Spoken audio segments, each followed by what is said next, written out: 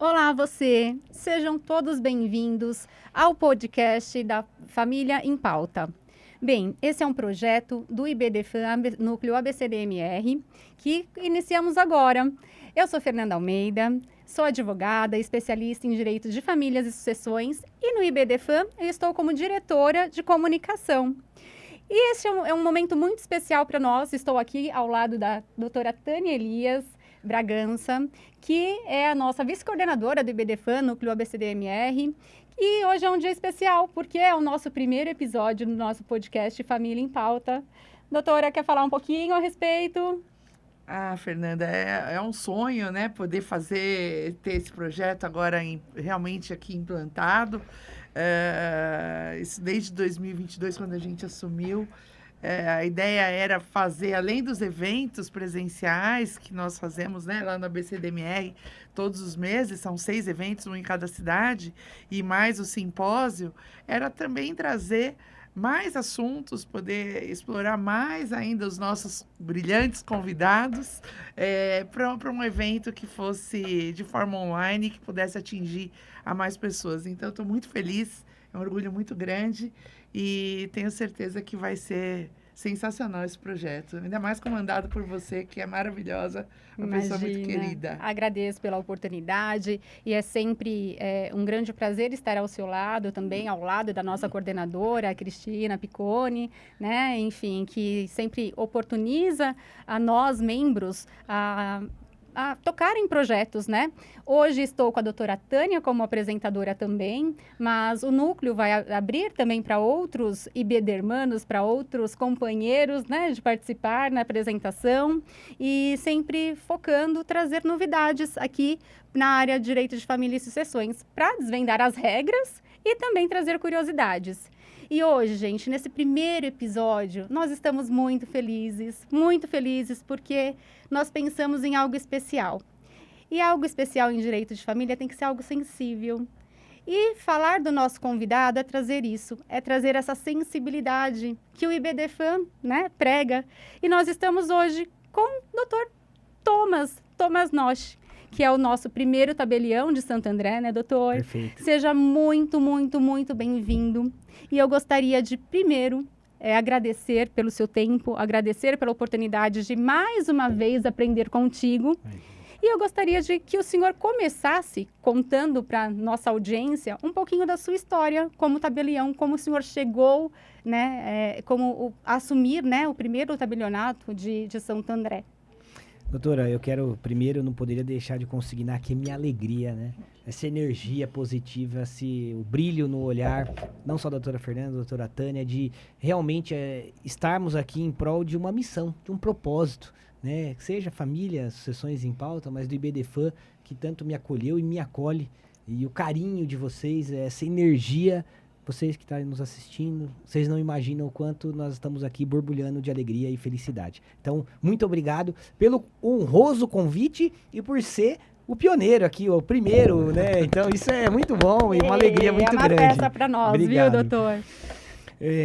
Eu não poderia deixar de começar contando um pouquinho da minha história, de como eu entrei, né, nos cartórios, porque inicialmente o meu sonho, eu era advogado e meu sonho era ser juiz e promotor, né? Então, inicialmente eu não queria ter cartório. E minha esposa, na época noiva, né, namorada, não, vai prestar cartório. E eu falei, não, eu quero ser juiz e promotor, eu quero mudar a vida das pessoas, né? E aí aconteceu uma situação, minha avó faleceu, e eu, advogado ainda, novo ali, não tinha aquela experiência, né? Bom, estão falando que faz inventário em cartório. Eu vou no cartório. Fui lá, peguei a pasta, os documentos, cheguei no cartório. Eu já falei que eu não vou... Várias palestras já falei isso. Eu não vou contar que cartório que foi, tá bom? Conta. E aí eu fui lá levar. E até isso, assim, é importante isso. Até o que é ruim vira bom, viu, gente? É a capacidade da gente transformar algo ruim em algo bom. Porque hoje eu agradeço essa pessoa que me tratou mal. Porque foi graças a ela que eu revelei meu propósito com Deus, assim, com as pessoas. Então, até o que é ruim, cada um de vocês tem um problema que passa na vida, é algo que vai virar bom. A gente nem imagina os planos de Deus, né? Mas aí eu cheguei lá no cartório, advogado, fui perguntar. Não, mas como é que eu faço o cartório? Nossa, o escrevente acabou comigo. Nada humanizado. Me senti a pior pessoa do mundo, assim. Pô, advogado, sem nada. Me senti a pior pessoa do mundo do ponto de vista técnico, social. Aí saí de lá, entrei no ônibus, sentei no ônibus. Chorei ali, sabe, assim, fiquei mal. Inventário da minha avó. Então tem um aspecto social, por isso que eu falo, é a família em pauta. É o carinho, é o sentimento. Não é só um inventário, doutor. É isso. Pro escrevente pode ser uma escritura. É isso. Pro tabelião pode ser uma escritura. Pro advogado pode ser um processo de inventário. Para aquela família é o inventário. E é por isso que eu falo para meus escreventes. Não tem que fazer curso aqui de como tratar bem o advogado ou tratar bem o usuário. É imaginar que podia ser sua mãe e sua avó. É o olho no olho, é atender com dignidade. É esperar o que eu gostaria que... atender de forma como você gostaria de ser atendido. E aí, a minha esposa, na minha época namorada, né? Falando, não, presta cartório. Aí eu senti um propósito com Deus. Naquele ali, né? Sabe quando você conversa assim com Deus? Eu falei assim, você quer saber? Eu vou prestar esse negócio de cartório. Esse concurso. Se eu passar, eu vou mudar a vida das pessoas. E eu vou mudar a vida da advocacia, eu vou atender as pessoas com dignidade, eu vou estar no cartório, é um propósito. Por isso que é difícil quando as pessoas falam assim, eu vou fazer igual ele e tal. É difícil porque a pessoa tem que ter um propósito. A pessoa tem que ter algo, que aquela coisa que chama dentro do coração. É a sua verdade, né, doutor? É a sua verdade. Não tem como, é muito difícil. É a sua verdade. E aí, graças a Deus, eu prestei o primeiro concurso, passei. Deus deu aquela empurrada, vai, meu filho. Aí eu falei, eu sei que agora eu tenho que fazer a diferença. Aí eu fui pro interior. Me comprometi, agora não tem volta. E aí eu fui pra Pirassununga, fiquei lá mais de 10 anos, e foi numa desses convites da doutora Daniela Mucilo, que eu fui dar uma palestra na OAB aqui da capital. Eu tive a alegria, né, a felicidade de conhecer a doutora Tânia. E ali eu senti que ela realmente... E veja, é algo complexo isso. Às vezes, eu sou daqui da capital, né? Nasci em São Bernardo do Campo, né? Todo mundo nascia na Neomater. Cresci em Mauá, Santo André. Eu sou do ABC. Você também? Também. Olha lá. Eu sou do ABC, né? Eu cresci do ABC, família do ABC, enfim, eu tenho muitos familiares em todas as cidades ali. São Caetano, Mauá, Santo André. E veja, eu fui pro interior. É muito difícil, hein? A gente não tem noção, porque a pessoa chega de que família que você é. Então, você conhecer, né, e ganhar credibilidade, né, na sociedade. Enfim. E aí, eu tive em agosto de 2021, e eu vou contar essa história para vocês. Eu preciso contar essa história para que todo mundo registre, para quem não ouviu, né? Eu sei que a doutora Tânia, a doutora Fernanda também, mas a doutora Tânia já deve ter ouvido falar um pouco sobre esse tema mais de 20 vezes, que ela já foi em subseção Guarujá, Santo André. Eu acompanho, onde São ele tá, José. Mas é sempre uma delícia, né? Porque a gente vê verdade. A gente, na verdade, não é só ver, né, a verdade, é sentir e entender que isso de verdade faz a diferença. Mas, por favor, doutor. Sim. E aí, aquela coisa, eu fui pro interior, enfim. E aí, eu dei essa palestra, a doutora Tânia me chamou e eu fui dar palestra na subseção de Santo André. E ali parece que o mundo parou ali, porque na hora que eu entrei naquela subseção lotada, aquele monte de gente, sabe quando deu aquela... Falei, nossa! Sabe aquela energia assim? E a doutora Tânia falava, né? E foi um evento pela IBDFAN. E foi pela IBDFAN. Pela IBDFAN no CBCDMR. E aquele dia ali parece que concretizou, assim, sabe? A minha esposa até decretou, ela falou, você vai vir para Santo André. Eu tenho certeza. Ela falou assim, nossa, será? E o concurso estava, né? Acontecendo. E tinha 2 cartórios de Santo André. Eu falei, nossa, será? Já pensou? Eu vou vir para cá mesmo, né? E é um propósito, né? Eu cresci em Mauá, numa região ali periférica, e que o sonho das pessoas era ter escritura. Um dos motivos que eu escolhi minha dissertação na USP sobre o processo de regularização fundiária foi por isso. Porque eu até fui na subseção de Mauá dar uma palestra sobre a regularização fundiária, porque a pessoa precisa, a moradia, né? A moradia, a nossa casa é a nossa fortaleza, tanto onde nós vamos nos amparar de uma tristeza quanto de uma alegria. Exato. É o nosso palco de comemoração. Exato. E também nossa fortaleza de solidão. É a nossa casa, nossa moradia. Se você não tem o documento disso, e passa pela família de sucessões, e passa por um inventário com menor de idade, e passa por tudo isso, então a gente precisa ter essa sensibilidade. E aí, em agosto de 2021, falando um pouquinho disso, só para... eu senti isso, né? Eu senti isso, agosto de 2021. A necessidade de pensar um pouquinho fora da caixa, que foi o inventário extrajudicial. Mas eu quero passar a palavra para não estender aqui nesse momento de euforia nosso, mas que realmente eu me senti acolhido naquela subseção para falar sobre esse inventário extrajudicial com menor de idade, né, que foi o primeiro do Brasil, mas que a gente passou por tantas alterações de agosto de 2021 até hoje, né, com tanta coisa que aconteceu, mas que foi muito rápido. Mas sabe por quê foi muito rápido? Porque a gente não está falando só do direito. A gente está falando de mudar a vida das pessoas. É isso. É verdade. É isso. Doutor, é uma lição, né? E o senhor disse que o senhor agradece, né, essa pessoa que, né, com quem o senhor teve uma experiência muito ruim. E hoje, olhando para essa pessoa que eu não sei quem é e o senhor não vai me contar, eu agradeço também. Porque olha a oportunidade que nós estamos tendo, né? De ter um super talento e que realmente faz a diferença para quem conhece o Dr. Thomas e, enfim, sabe que ele realmente pensa fora da caixa e não só pensa, ele executa. Então, isso é muito bom, é um presente para nós. Obrigado. E falando um pouquinho, então, do nosso tema, nós vamos falar sobre a atualização das normas do inventário com menores incapazes. Nós não poderíamos, né, pensar em outra pessoa para falar a respeito do assunto que não fosse o senhor. Por quê? Porque o senhor, inclusive, foi o primeiro tabelião a lavrar um inventário extrajudicial com o menor incapaz. Conta um pouquinho para a gente como que foi esse processo, como que a demanda chegou até o seu... até o seu cartório, enfim. Conta um pouquinho como que foi isso. Doutoras, foi algo muito curioso, porque o advogado, o doutor Cláudio, a qual eu rendo também aí minha homenagem, né, que acreditou, que é o que eu falo, né, se eu tenho uma saudade da advocacia e o que eu admiro na essencialidade, na imprescindibilidade da advocacia, previsto no artigo 133 da Constituição Federal, essa possibilidade de criatividade. O tabelião tem que tomar um pouco de cuidado, porque quando a gente avança um pouco, a gente desagrada um, desagrada outro, quer dizer, né, e a advocacia tem essa liberdade, mas o fato é que nós tínhamos um problema, ia ser feito um inventário, acho que 4 ou 5 sucessões, quer dizer, a matrícula estava lá na década de 80, parada, né?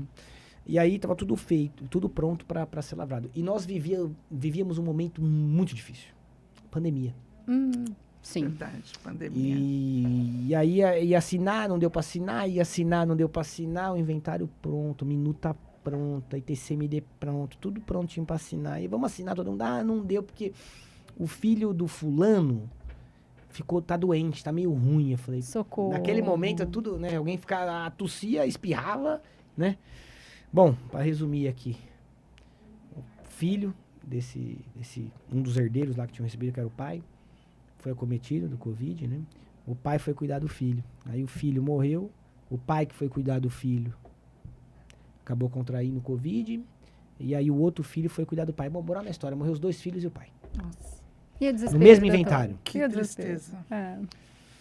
Poxa, naquele momento, aí o advogado me ligou e falou assim, pelo amor de Deus, e agora? Já tem até gente aqui que tá regularizando isso, que já tinha um comprador, quer dizer, a família toda desesperada. Vamos assinar. Eu falei, não, mas não tem mais como assinar. Eu falei, por quê? Eu falei, morreu o papai e os 2 filhos, né? Cadê os herdeiros por representação? Deixa eu ver quem são. Ele falou, não, mas é que tem um menor de idade. Um menor de tem idade. Tem um menor de idade. Tinha um absolutamente incapaz e um relativamente incapaz. Ou seja, tinha um de 16, 17 anos e tinha um, acho que de 13. Nossa, travou tudo. Não, na hora eu falei assim, olha, judiciário. Não vai ter saída. Não tem saída. Não, pelo amor de Deus, não brinca não.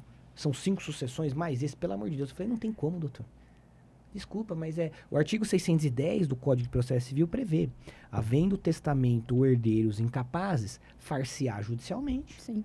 Eu tenho que cumprir minha... Falei, olha, você vai ter que ir pro judiciário. Não, E aí ele falou, olha, você que é sempre engenhoso, você não tem alguma ideia, tal. Olha, lá eu fiz uma pós-graduação na Escola Paulista da Magistratura e eu falei sobre o divórcio com incapazes, tudo. Uma análise de uma legislação portuguesa, tudo, assim, mas assim, inventário, um negócio meio complicado, não tem o que fazer. Aí liguei para alguns colegas, pessoal, você é louco, imagina, que besteira. Então, e aí veio aquela coisa, né? Ele falou assim, Thomas, você não tá entendendo. A família precisa muito. Intuição. Sabe quando vem aquela coisa assim? E dá aí, um jeito, Intuição. põe para pensar. Precisa. Intuição. E aí, sabe, às vezes muita gente se incomoda com isso, mas que eu falo de Deus porque realmente eu tenho gratidão a Deus, dá honra a Ele, né? Eu assim, poxa Deus, se tiver alguma coisa, me ilumina. Se tiver alguma coisa que eu possa fazer, eu quero ser um instrumento de tentar ajudar as pessoas. Me ajuda, né? Aí parece que assim, veio um negócio na minha cabecinha, do nada.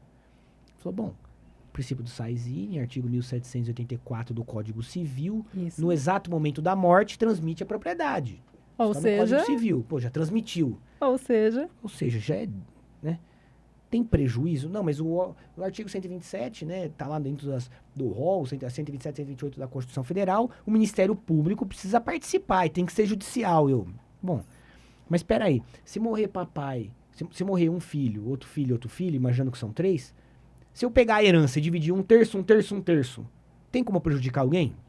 jamais. Não. Jamais. Já é certo, né? Já é Foi certo, um terço, É. eu não dividi nada. Sim. Falei, bom, fração ideal. É tudo isso assim na minha cabeça. Eu falei, tá, mas eu preciso passar pelo judiciário. Por isso que é uma nova intelecção do artigo 110. Olha, o recorte aqui agora. Para quem critica, né? Apesar de tudo que a gente já tem, eu respeito, veja, quem sou eu, né? Mas assim, não tem prejuízo. Se é um terço, não tem prejuízo. E ainda que tivesse a nova intelecção, eu nunca disse que vai sair do judiciário, ou sair do Ministério Público, ou sair dos advogados. Pelo contrário, é uma relação simbiótica. Leem um artigo, um passo adiante e um novo passo adiante. Aí vocês vão entender que é uma nova intelecção. Não é mudar o código, não é desrespeitar a legislação, nada disso. É só moldar. fazer as coisas, né, do seu devido lugar de uma forma mais célere Exato. e menos burocrática. E aí, É. eu falei, olha, é o seguinte, vamos testar? Vamos. Eu falei, não, você vai fazer o seguinte, faz um pedido pra mim. Eu tenho que negar.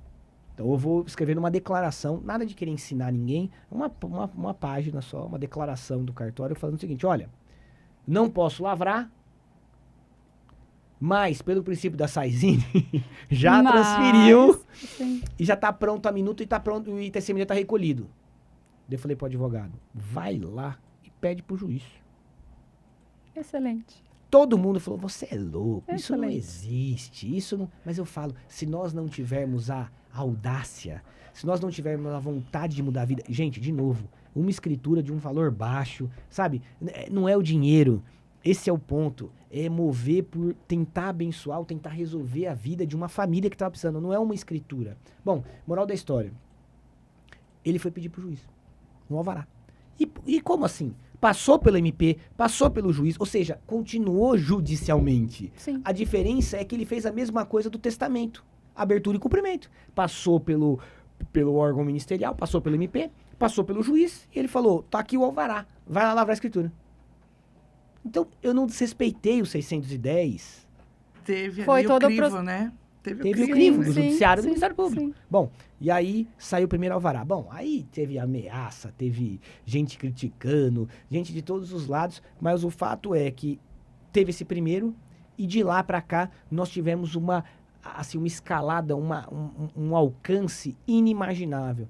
Porque de um mês pro outro, 2 meses, nós tínhamos já Houve uma demanda. norma da Acre, do Acre, para quem acha que São Paulo sempre sai na frente, né? O Acre teve uma norma citando aqui o conteúdo doutrinário. Eu escrevi um artigo com o Dr. José Renato Dalini, Dr. Sim. José Luiz Germano, chamado Um Passo Adiante, Sim. explicando esse Excelente. fenômeno. Excelente. E graças a Deus esse artigo, ele, assim, explodiu.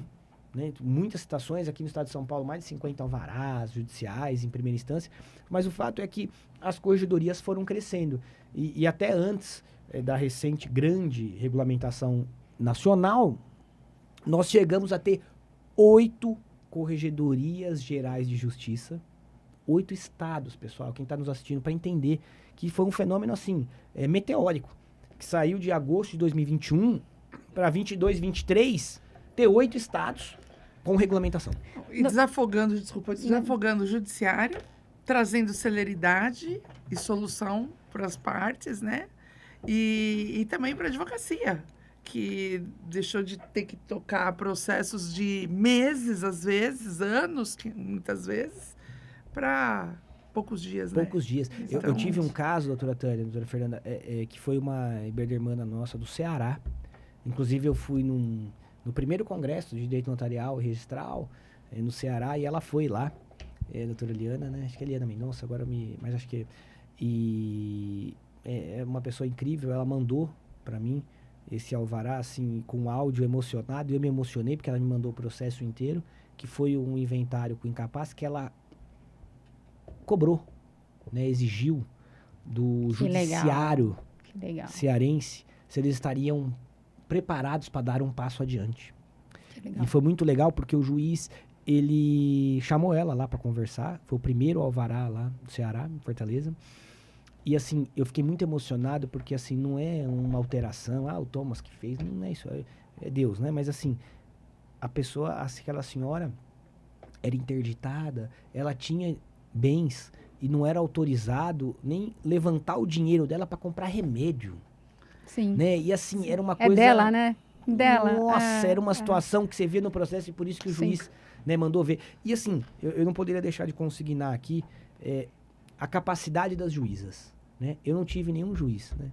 O Thomas é machista, feminista. Não, não é isso. É só um ponto que eu acho que as mulheres têm uma sensibilidade incrível. E eu admiro. Hoje eu tenho uma filha, então eu tô falando isso pela admiração.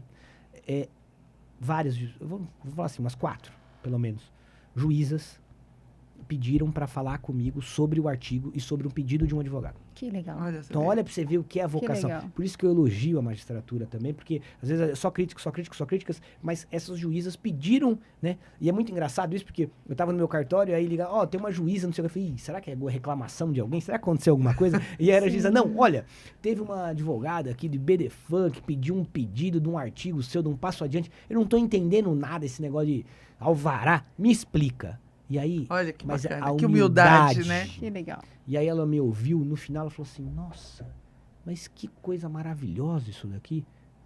Vou dar. E que importância é o estudo, né, doutor? E assim, a produção acadêmica também é muito importante, porque o senhor conseguiu aí atingir uma profissional, uma colega, que leu, teve o acesso ao seu artigo e conseguiu desenvolver, fazendo um pedido que, com certeza, foi deferido, né? Sim, vários. Muito bacana. Parabéns, Obrigado, parabéns, doutora, porque eu acho que é importante. Às vezes, a gente fica muito na área, na parte produtiva ali, no atendimento, dia a dia, de clientes, na resolução, e a gente esquece de sentar, né, e priorizar também essa importância de escrever, né, e defender as nossas teses. Então, Sim. Parabéns, que bom. Muito obrigado. Agora, uma outra coisa que eu gostaria de perguntar ao senhor, o IBDFAN, a gente sabe que também teve a sua contribuição, né, ao avanço aí dessa legislação, porque em 2023, o IBDFAN enviou ao Conselho Nacional de Justiça, né, um pedido de providência acerca, né, da autorização, da extrajudicialização em divórcios e inventários com menores, e em agosto de 2024 foi atendido. E o senhor participou de todo esse processo, enfim, gostaria que o senhor contasse como foi essa sua experiência, como aconteceu, enfim, todas essas etapas. Divide um pouquinho com a gente, claro, né? Porque claro. Eu acho que, por mais que tenhamos o conhecimento de tudo isso, é sempre uma delícia ouvir, né, essa sua fala, né? Como chegou. É muito curioso porque isso foi avançando, né, de uma forma tão rápida, né, e tão crescente esse fenômeno, encampado na desjudicialização, na extrajudicialização, sempre aqui respeitando a legislação, a norma, de forma alguma retirando o advogado, o promotor, o juiz, e isso foi crescendo, e aí eu tive uma conversa, né, nós tivemos a ajuda de vários doutrinadores, na construção disso, o próprio professor Rodrigo da Cunha, que é o presidente, né? O próprio professor Flávio Tartucci também nos ajudou nisso em relação a esse tema, que no começo ele até era contra e depois ele entendeu a lógica, mesmo em vários momentos dizendo, olha, precisa de alteração legislativa, mas ele entendeu que era uma nova intelecção daquilo, da importância disso, então também agradeço ele. Mas conversando com o doutor Rodrigo, ele falou, olha, nós já tivemos um pedido de providência na época do testamento. Sim. E nós perdemos. Sim. Mas eu acho que é o momento agora, houve um amadurecimento, eu acho que das cortes, eu acho que isso agora no CNJ, isso pode ser algo diferenciado. Eu vou submeter a uma análise, então me envia um documento vasto. Eu fiz uma petição dirigida com um vasto alvarás judiciais, fundamentos, e demonstrando toda essa capacidade de intelecção, dessa nova intelecção do 610, e de tudo pesquisado, do ponto de vista tanto acadêmico, sim, quanto do ponto de vista prático, operacional. Bom, ele gostou, né, e aí submeteu, o pessoal topou, vamos fazer um pedido de providência. E aí saiu um pedido de providência, que eu tive a honra, a alegria, né, de ser signatário, de assinar esse pedido de providência. pelo IBDFAN, e assim, foi algo muito emocionante, porque é a concretização, né? E ali teve um PL também, eu não vou me lembrar agora o parlamentar, o deputado federal de Goiás, que no pedido de providências, pedido de providência não, desculpa, o PL 606 de 2022, eu lembro o número do PL, não esqueci o nome do deputado, não o conheço, mas ele me citou honrosamente nas justificativas com o Dr. Nalini, o Dr. Germano e com o artigo, né? Então foi assim, um reconhecimento muito grande em relação ao tema, e aí fizemos o pedido de providência. Esse pedido de providências tramitou e foi dado ali a manifestação de todas as partes, o MP, enfim, o Colégio de Procuradores, mas nessa reta final houve uma participação muito ativa das associações que contribuiu muito com isso também, né? Lembrando que o ponto de vista inaugural foi deflagrado pelo IBDFAN. Sim. Isso é muito importante a gente ressaltar. A construção de tudo isso, né? E não só o pedido de providências, mas o IBDFAN sempre patrocinando essa bandeira. E eu fui dar palestra, a doutora Tânia foi, a doutora Fernanda também, em várias subseções. E eles sempre, assim, motivando e alimentando, né, esse fenômeno. Então, teve uma participação, assim, digamos assim, muito importante do IBDFAN. E aí, as outras associações também, notadamente de cartórios, o Colégio Notarial do Brasil, a ARPEN, a Noreg, participaram na manifestação do pedido de providências para efetivamente cumprir ali e dizer, olha, é isso mesmo, isso está correto, vamos avançar. E aí veio a alegria, né? E foi assinado pelo presidente do CNJ, o Barroso, nosso ministro, o excelentíssimo Luiz Roberto Barroso, que assinou a resolução 571, que inclusive foi além do pedido em algumas coisas. Teve ali alguns retrocessos, algumas situações que a gente poderia melhorar na questão do testamento, mas também teve outras grandes novidades, como o próprio alvará, né, consensual notarial. Quer dizer, houve uma melhoria muito grande nesse fenômeno de desjudicialização. Mas o fato, doutoras, é que hoje, depois de agosto de 2021 para cá, que era quase algo, digamos assim, impossível e impensável, nós inauguramos isso com o primeiro inventário extrajudicial, graças a Deus, e hoje nós temos uma regulamentação nacional na resolução 35 do CNJ que permite. Muito legal. Que parece óbvio, né? Hoje a gente pensa, Parece nossa, óbvio. é tão óbvio, por que não tão tinha óbvio. isso? Você sabe que eu conversei com algumas pessoas, assim, mais antigas, assim, experientes, como diria Santo Tomás de Aquino, né? Os anciões, né? Os mestres que poderiam... E diziam o seguinte, olha, na verdade, o legislador, lá em 2007, pela Lei 11.441, foi um teste também. Eles não sabiam se os cartórios conseguiriam absorver e fazer esse serviço bem feito.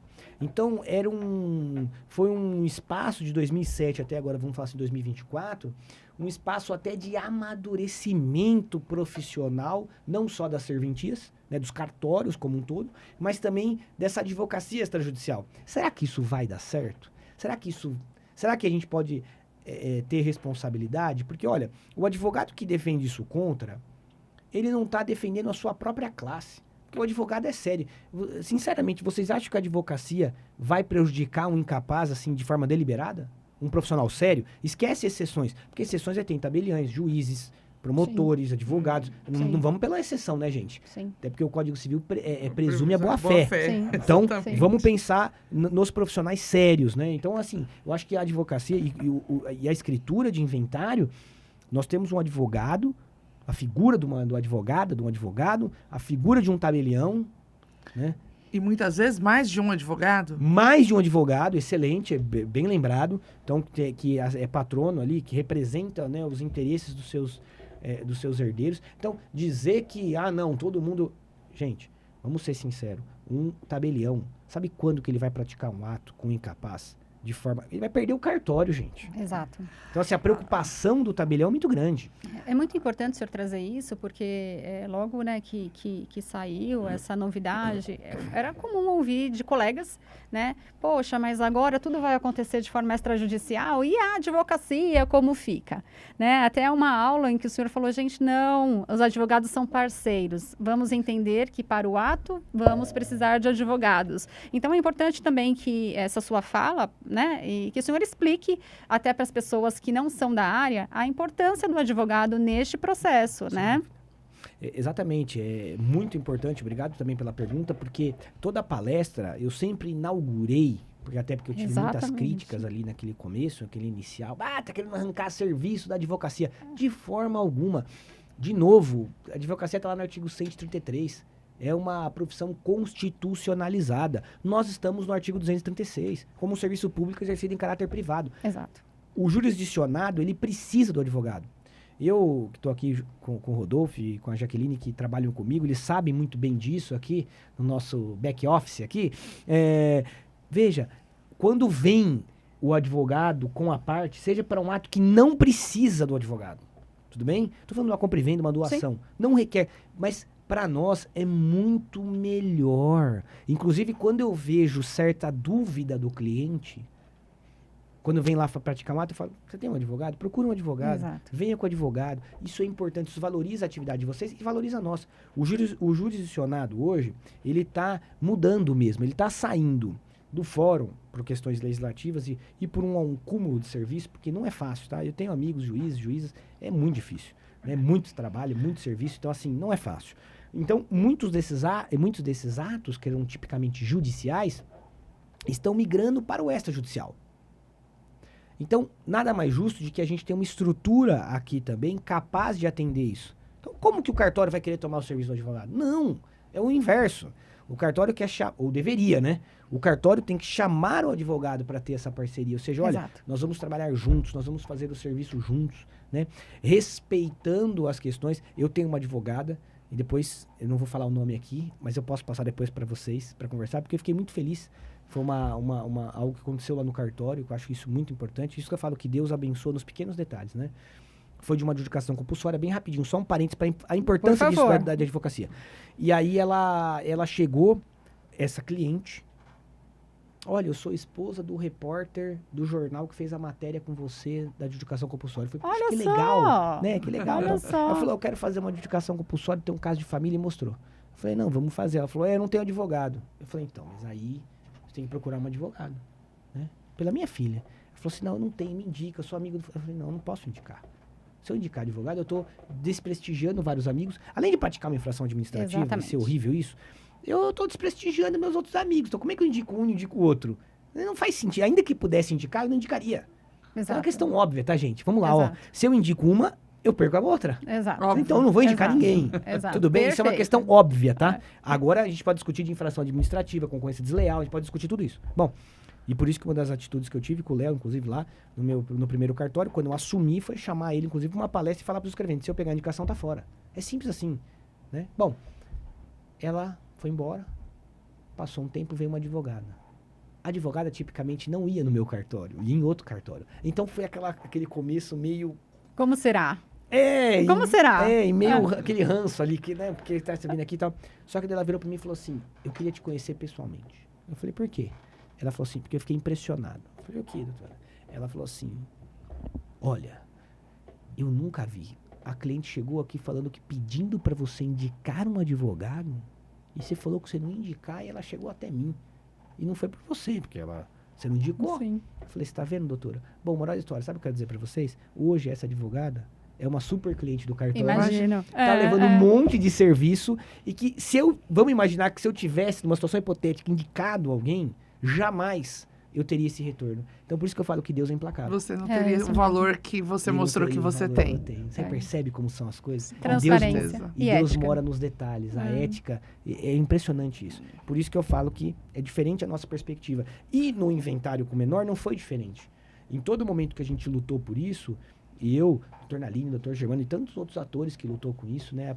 Priscila Agapito, que é minha presidente da comissão do IBDFAN notarial do Brasil, não podia deixar de falar dela. Ela lutou constantemente. Toda aula que ela ia prestar, toda aula que ela ia proferir, ela falava do fenômeno e tal. Então, acho que foi uma construção. Vocês, quantos eventos a doutora Tânia não patrocinou no sentido de fomentou pra gente falar desse tema? Então, quando eu falava assim, advogados, a gente precisa lutar sobre isso, levantar essa bandeira, defender isso. Se nós chegamos nisso, doutora Fernanda, encerrando a minha pergunta, me empolguei. Imagina. Eu sempre... Não dá, gente, não dá. A gente tem que deixar o Dr. Thomas livre, porque é nos detalhes que a gente aprende muito, Imagina, né? Obrigado. Se nós chegamos nisso, não é graças ao Thomas, né? Não é graças, eu acho que a ninguém. Eu acho que o nosso esforço conjunto, mas especialmente o de vocês, que defenderam, que abraçaram isso e falaram, vamos fazer isso acontecer. quantos advogados entraram com a ação, citaram o nosso artigo no portal do IBDFAN, acreditaram nisso, foram nos eventos, defenderam isso. Então, essa conquista nossa é coletiva. E isso nós só conseguimos lá por causa de vocês. E todos vocês estão nos assistindo aí também. É isso mesmo. É um querido, né? É Uma humildade, né? Não, a gente apresenta o Dr. Thomas, e, enfim, faz as perguntas já com um sorriso daqui a aqui, porque é sempre tantos ensinamentos, né? Que é muito bom, muito bom. Né? Obrigado. Doutor, e conta um pouquinho pra gente a respeito dos requisitos, né? Para que seja pedido, né? Ou um divórcio, um inventário com menores ou incapazes. E o senhor já começou a falar um pouquinho da participação do MP, então, só para quem não conhece sobre o tema, há necessidade, então, do Ministério Público atuar como fiscal da lei, como o senhor disse. Diz pra gente um pouquinho como funciona isso. E só emendando mais uma pergunta, como que é feito? Porque acho que aí alguns colegas perguntam sempre. Como que é feito a parte prática do envio, né, dessa parte burocrática para o MP? Como que o cartório faz isso? Perfeito. Essa pergunta vai gerar um corte, porque essa é a principal dúvida dele. É o principal celeuma. Exatamente. Inclusive, alguns artigos recentes, inclusive, dizendo, olha, esse fenômeno é importantíssimo, é maravilhoso, mas não funciona. Trocando em miúdos. Tá. Por que tá falando que não funciona? Porque, veja, nós tivemos uma regulamentação, e aí é o que eu falo, o CNJ veio, e um dos nossos pedidos no pedido de providência, foi pra gente efetivamente padronizar. Nós estávamos criando aqui um problema de concorrência. Você é advogado, você é advogada. Estávamos criando um problema seríssimo. No Rio de Janeiro não precisava de alvará. Então, eu tive clientes, advogados, outra pessoa falando, eu vou fazer a escritura lá no Rio de Janeiro. Lá não Eu precisa. não preciso de alvará. É mais simples. Eu vou lá e lavro. Sim. Então, e isso foi uma inclusive, das temáticas discutidas no CNJ. Né? Eu tive o privilégio, né, o prazer de receber o nosso presidente, o ministro Barroso, lá no cartório. Nós trocamos algumas figurinhas, né, conversamos ali sobre a resolução 571 e havia uma concorrência desleal.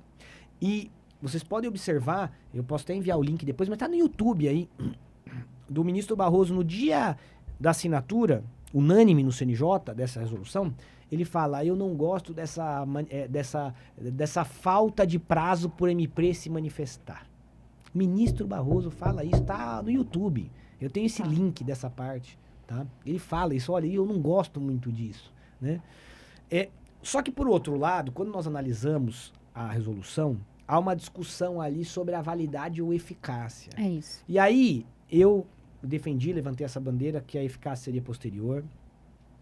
Houve uma divisão doutrinária, eu sei que aqui a gente não vai entrar muito nisso, porque nós temos ouvintes, né, pessoas que nos assistem, Sim. são jurídicos ou não jurídicos, né, profissionais ou não, então a gente tem que falar de uma forma que é acessível, mas havia uma discussão se a manifestação seria antes ou depois, mas que teria, tudo bem? E que a nossa escritura dependeria para produzir efeitos, para ter validade da manifestação do MP, então não produziria se não tivesse.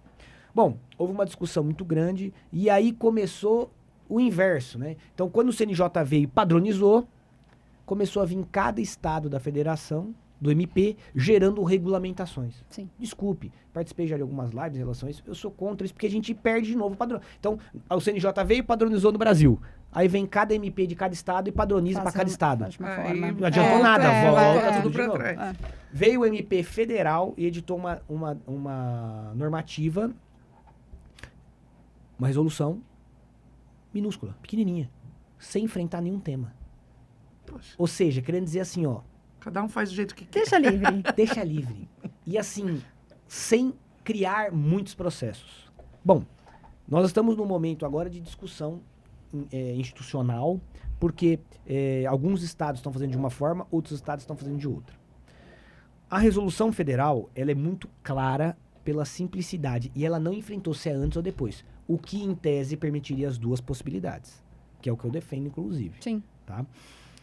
De qualquer forma, spoiler, eu perguntei para o colégio notarial se eu poderia passar essa informação. Não. Olha o corte. Olha lá, Eu perguntei previamente se poderia ou não passar essa informação, mas eu acho que isso é muito importante. Falei, inclusive, que nós estaremos aqui no IBDFAN, e eles falaram que eu só poderia falar porque é o IBDFAN. Então... Aê, agora... muito bom. Brincadeira. Muito Mas, bom.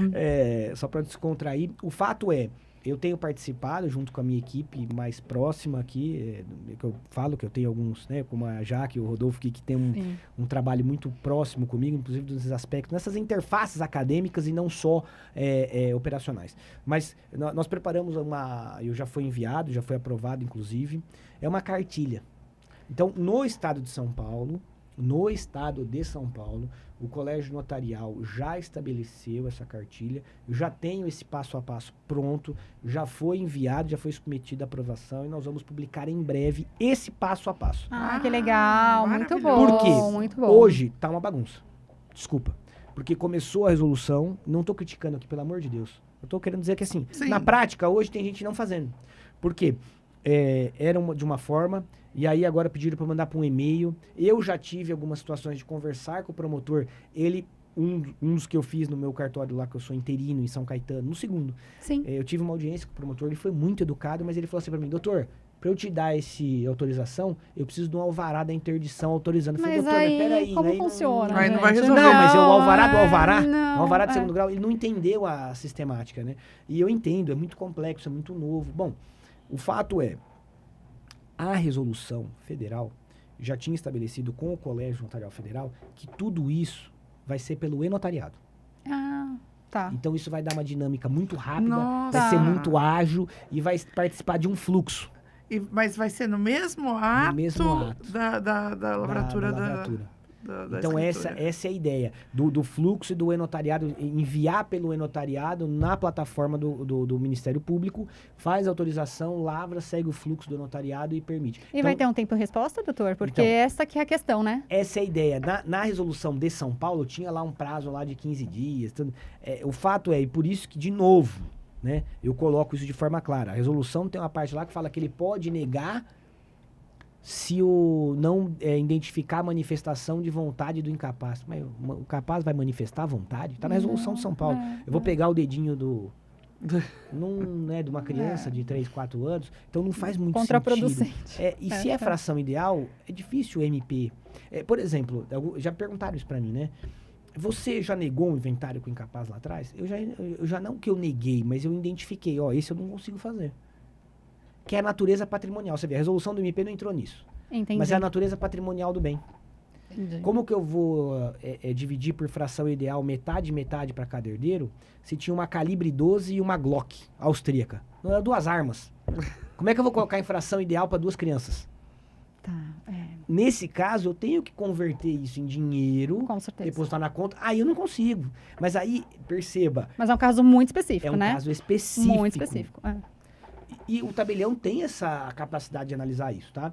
Agora, o fato é, nós vamos liberar a cartilha, vai ser pelo e-notariado e nós vamos ter um fluxo. Se vai funcionar, eu espero que sim, a gente trabalhou focado nisso. Eu agradeço ao Colégio Notarial de São Paulo pela oportunidade, inclusive que me convidou honrosamente para elaborar isso com eles, esse parecer técnico, levantando tudo, e foi assim, mais de 30 e poucas páginas, modelo de minuta, fizemos um trabalho bem legal. E certamente baseado na experiência que você tem aí desses anos, Também, né? graças Com a Deus, certeza, foi muito isso legal, foi assim, foi muito bacana e foi muito producente. Eu espero que a gente possa, quanto antes, disponibilizar essa cartilha, que ficou bem legal, acho que...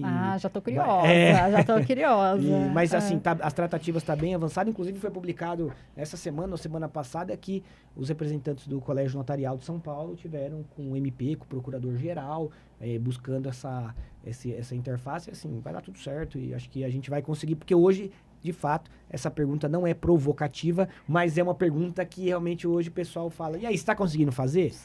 Sim, e é uma dúvida prática mesmo, Prática, né? Os advogados ficam, né? Olha, como acontece, né? Como que é isso? E aí acho que é importante, né, tirar essa dúvida e ótimo que vai ter um material para conduzir, né? E para que a gente possa também orientar aos nossos clientes, né? Porque Com certeza. Muitos são aquelas pessoas cartesianas que querem entender todo o processo. Todo o processo. Né? Então é muito importante que a gente saiba e tenha essa resposta. Esse de enviar pelo e-mail, qual que é o problema que eu critiquei isso, do ponto de vista técnico, tá? O processo disso. Por que eu critiquei? Eu critiquei especialmente para quê? O processo de enviar isso por e-mail gerava uma distribuição em todo o Ministério Público do Estado. Então, olha só. O caso de São Caetano estava com o MP da capital.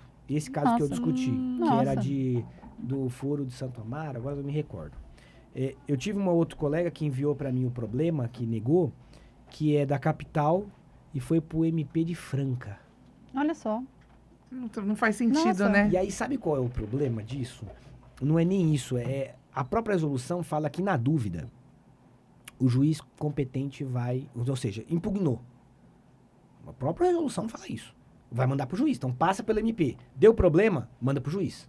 Que juiz é esse? Porque se o promotor é de Franca, Que qual é a volta pro competência? Não tem juiz como saber da- isso. a corregedoria, É. a corregedoria de São Paulo, na inclusão desta resolução nas normas da Corregedoria do Estado de São Paulo, o nosso corregedor geral, por meio dos seus juízes auxiliares, que são competentíssimos, colocou que esse juiz competente é o corregedor permanente, que é o juiz da vara de registro, que faz todo Sim. sentido, que é o meu juiz, né, a minha juíza que me fiscaliza e conhece da atividade. Entendo. Logo, por uma questão de simetria, faz todo sentido o meu promotor manifestar isso. Sim. Então, e por que isso é importante? Lá atrás, nas minhas palestras, a doutora vai lembrar, eu sempre falei, o advogado tem que deflagrar esse pedido. Exato. Sim.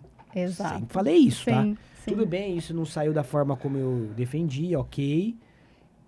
Mas eu ouço muitos colegas falarem o seguinte, mas qual a vantagem de eu ter que fazer toda a minuta e ingressar judicialmente para pedir um alvará para fazer, eu vou ter que fazer o trabalho 2 vezes? Porque eu vou ter que fazer o pedido judicial para mandar?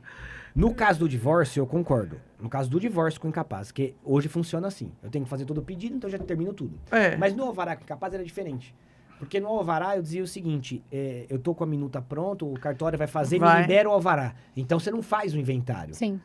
Lógico, já você vai Sim. fazer para Sim. ajudar a fazer a minuta em Mas, cartório, mas é uma vez judicial- só. mas é uma vez só. Tinha um problema de custas, tal, tanto é que alguns estados resolveu isso, porque não podia pagar custas Sim. dobrado para ter um bis in idem, Sim, uma bitributação, enfim.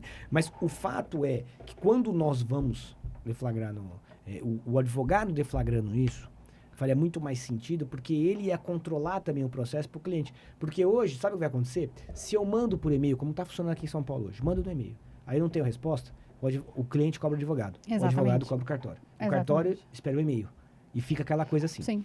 Quando é o promotor da cidade, e eu tô falando aqui, nós temos que pensar que o São Paulo não é a capital. E eu até falei isso, o pessoal concordou da diretoria, né?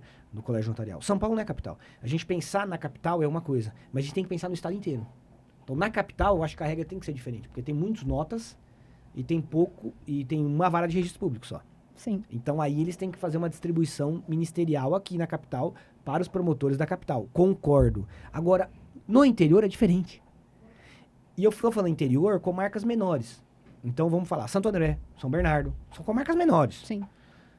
Você ir diretamente falar com o promotor é diferente. Só para vocês terem uma ideia, antes de ser por e-mail, né, essa questão do MP, nós tivemos um colega, o Vitor Fogolin, que é um colega do interior, eu esqueci agora o nome da cidade dele, é um tabelião, um jovem, muito inteligente. Ele conseguiu,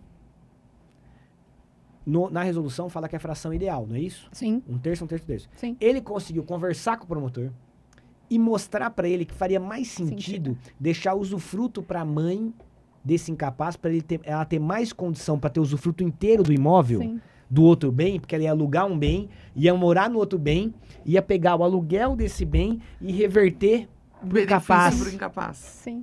E ajudar o nada como incapaz. explicação, né? E Como aí discussão. aquela coisa no olho com o promotor, ele definiu. É. Então, percebe como é diferente? Agora, se esse promotor é da capital e ele tá 300, 400 quilômetros do interior... E não quando te que ele- conhece, não Talvez não sabe entenda. se você é um tabelião sério, enfim. Então, e até o advogado. Então, o advogado ele vai conseguir atrás. Ó, preciso fazer uma audiência, preciso falar com o promotor.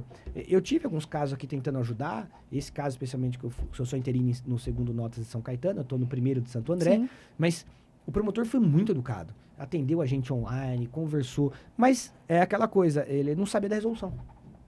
Uau. Na mais ou menos isso, entendeu? Uau, Olha, Mas a gente enfrenta mesmo isso, né? aí fica difícil. Por isso que momentos como esses, né, são de extrema importância até mesmo para disseminar a informação, né, tirar as dúvidas daqueles que nos ouvem, tanto os advogados como também a população, né, doutor? Porque assim, muita gente, quando a gente oferece o serviço, muitos dos clientes falam, mas isso é possível? Então, é um trabalho educativo também, para dizer, olha, muitas das coisas a gente não precisa procurar o judiciário, a gente consegue resolver de forma mais célere, né, e também técnica no cartório. No cartório, né? sem Então, dúvida. isso é muito bom. Muito importante. Esse ambiente, por isso que a gente tem que agradecer, não só o IBDFAM, mas a doutora Fernanda, a doutora Tânia, por toda essa ideia, né, desse momento, porque é um bate-papo que vai fomentar e divulgar, Exato. para que as pessoas entendam, Essa não dá para fazer, exatamente tem como essa fazer, ideia. é possível fazer isso, né? Sim. E fazer de uma forma certa, Sim, nada errado. sim. E analisando, hoje, e eu tive algumas palestras que eu fui até de outros colegas, quando pontuam esse tema, vê alguns problemas. Veja, problema, se a gente for ver problema, a gente vai ver em tudo. Em tudo. Vamos Em primeiro ver as tudo. qualidades, Em tudo. e aí nas qualidades, vendo as qualidades, vamos ver o que Porque resolve. A gente tem aquela tendência, né, de vai mudar, né? Já não gosto. Já não.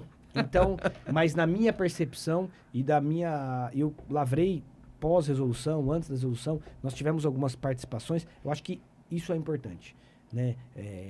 É sim o acesso, porque a demora de garantir o direito desse incapaz pode ser muito pior do que a ausência de fiscalização. Agora, a regra é: todo ato vai ter fiscalização. Perfeito. Nenhuma escritura Isso com que é inventário, importante, nenhuma escritura de inventário com menor ou não incapaz, tem, não vai teve deixar de ter. MP, não teve juiz e não teve Não teve advogado. advogado. Teve essas três figuras. É isso. Isso deixar claro. Ótimo. Bom, vamos agora chamar um pouquinho a atenção daqueles que também estão colaborando para o nosso momento aqui, doutor, e agradecer a Tudo e Vinho, que é um dos nossos patrocinadores. Então, agradecer, muito obrigada por nos incentivar, né, a isso. E ao nosso querido Sidney, né, do Voice Train, Escola de Oratória. O Sidney é nosso parceiro, né, Tânia, nos nossos eventos do IBDFAM. Ele tem uma escola de oratória excelente e também nos dá aula, né, Tânia? Com certeza, Então, nosso diretor aqui. É nosso diretor nesse É podcast, incrível. então... Parabéns. Obrigado, Sidney. Obrigado, Tudo Vinhos. Muito Obrigado obrigada, esses dois patrocinadores incríveis. Bem, doutor, nosso tempo está acabando, mas eu quero deixar fazer uma última pergunta. Na sua visão, quais os pontos que ainda necessitam de aprimoramento para aplicação dessa norma, né? Nesse contexto extrajudicial? Eu acho que o ponto basilar aqui, primeiro é o processo. É a definição desse processo de forma clara. Claro. Veio a normativa, eu até fiz uma crítica institucional, porque comparando até com o registro civil, Sim. porque o registro civil veio o reconhecimento socioafetivo e não teve uma portaria, uma regulamentação de como fazer o socioafetivo. O registro E civil ficou no foi e ar. fez, e Sim. ficou no ar. Foi e fez. Né? Verdade. Porque já tinha regulamentação do CNJ, Sim. que é o provimento 63 alterado pelo 83, que é aquele reconhecimento socioafetivo. Você Sim. vai direto no registro civil e faz o reconhecimento socioafetivo. Exato. Aham. Não teve uma portaria, uma regulamentação do Ministério Público. Inclusive, eu tive uma live na Arisp com um procurador de justiça, o Bonilha, e nós trocamos ideia e falamos sobre isso com o Dr. Marini, que é registrador imobiliário, foi muito legal, com a DIP, enfim, com a doutora DIP. Então, veja, já poderia ter sido perpetrado isso, por isso que, inclusive, eu já tinha feito enfim. Agora, a lógica é, primeira coisa, processo. Nós precisamos ter muito claro o processo. Prazo. Vai ter prazo? Não vai ter prazo? Quer dizer, precisamos definir isso, porque senão tem problema tributário. Imagina eu esperar a autorização do MP e não recolher ITCMD. Aí vem Exato. multa. Quem paga a multa? Quem É o paga a advogado. multa? Exato. É o cliente. O advogado sempre está errado. Aí o cartório joga para outra pessoa. Aí nunca sobra para um, nunca sobra para outro. Isso é péssimo. Então, a primeira coisa que eu acho que é importante a gente implementar e deixar de forma clara que vai sair, eu tenho fé que vai dar certo, esse parecer, essa cartilha vai resolver esse problema. Ai, que boa notícia. Que é o processo. Então, isso vai, em primeira mão aí, o spoiler, vai sair isso aí, nós vamos resolver a questão do processo. Realizado e definido muito bem o processo, aí eu acho que é uma fase que a gente tem que ter um pouco de paciência, que é o amadurecimento do Instituto. O Instituto é muito novo, né? Se nós observarmos e voltarmos um pouquinho lá para 2007, quando teve a Lei 11.441 da desjudicialização de Sim. inventários, divórcio e partilha, Sim, no começo tinha cartório que não queria fazer. exato. O Rodolfo, que está no Formol, que tem 25 anos de atividade de cartório aqui, foi substituto de outros cartórios, hoje trabalha comigo. Ele falou, olha, na Lei 11.441, e eu falei até com o Dr. Bonilha, que participou da comissão lá do CNJ, da resolução do T5 CNJ, os cartórios não queriam fazer. E aí? Verdade. Né? Olha o desafio, olha o desafio. Não queria fazer. Tem demanda e não vai fazer? Eu já enfrentei isso aqui. Então, veja, não é diferente. O professor Miguel Reale falava do tridimensionalismo do direito, né? O fato, o valor e a norma. Então, eu acho que nós estamos participando desse complexo processo de desenvolvimento e até de amadurecimento profissional, né? Intelectual e no ponto de vista prático, operacional. Então, eu acho que é um processo que a gente está ali decantando, mas que isso vai dar certo, que num curto espaço de tempo, não vai ser na minha segunda vinda, mas se Deus quiser eu vou vir várias vezes, mas vamos falar assim. Não tenha dúvida. Já podemos marcar. Olha lá, com certeza os nossos colegas já devem, daqui a pouco começa. Quando volta, doutor Thomas sempre ovacionado, né, por onde passa. Obrigado. E qual que é o próximo projeto? Abertura do testamento? Porque já que vocês podem fazer o testamento, por que não abri-lo? Exato, eu acho que essa... Olha lá, essa foi uma provocação. Essa foi. No pedido de providência, vale ressaltar que tinha colocado isso.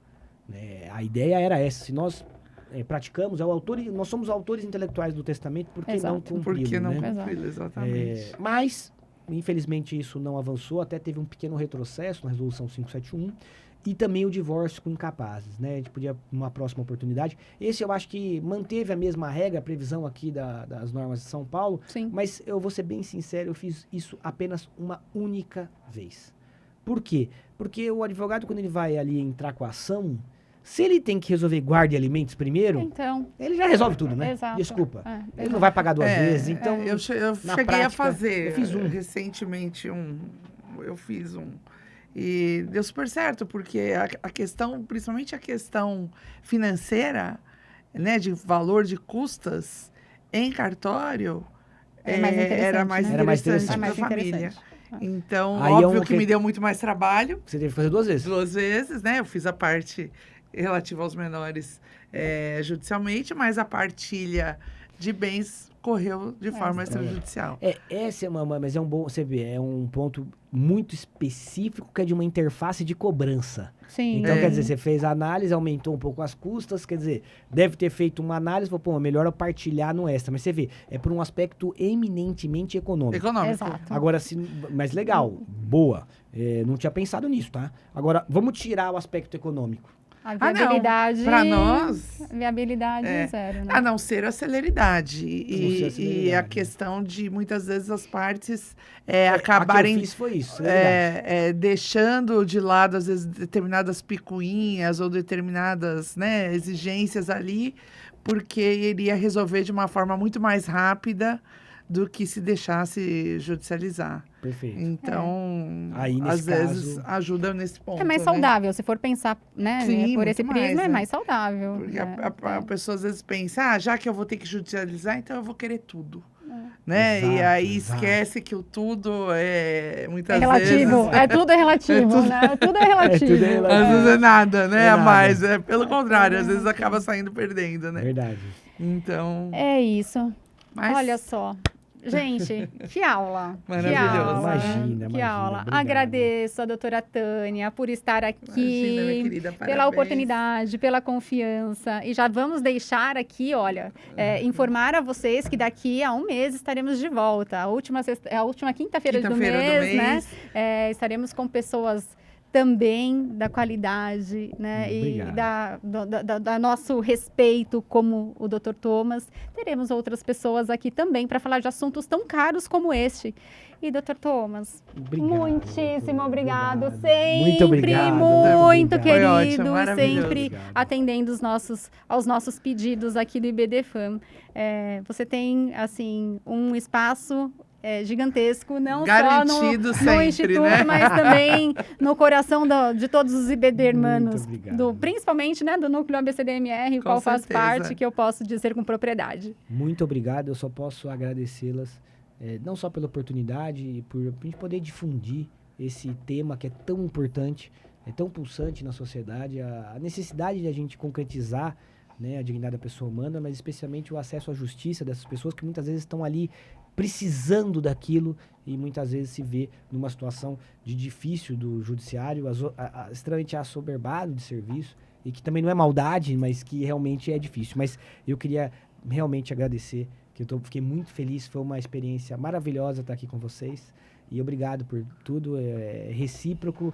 Nem sei se eu mereço tudo isso, mas muito obrigado. Merece tudo e muito mais. E Obrigado. agradecemos também a você, né, que ficou conosco agora até o final, Verdade. né, nessa experiência incrível.